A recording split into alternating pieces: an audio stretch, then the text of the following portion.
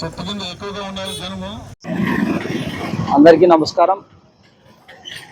Rayadurgam assembly కాన్స్టిట్యున్సీకి సంబంధించి nomination దాఖలు చేసేటువంటి అభ్యర్థులు ఎంఆర్ఓ ఆఫీస్లో ఆర్ఓ గారి దగ్గర నామినేషన్ దాఖలు చేయవలసి ఉంది. సో నామినేషన్ దాఖలు చేసేటువంటి వ్యక్తి ఎవరైతే అభ్యర్థి ఉన్నాడో ఆ అభ్యర్థితో పాటు నలుగురిని, అంటే కేవలం 5గురిని మాత్రమే 100 మీటర్ల నుంచి అలౌ చేస్తాము. 100 మీటర్ల వరకు వాళ్ళు ఎంతమందితో వచ్చినా ర్యాలీగా, 100 మీటర్ల తర్వాత మాత్రం అభ్యర్థితో పాటు నలుగురు వ్యక్తులను మాత్రమే నామినేషన్ వేసేటువంటి ఆర్ఓ గారి ఆఫీస్కు అనుమతించడం జరిగింది.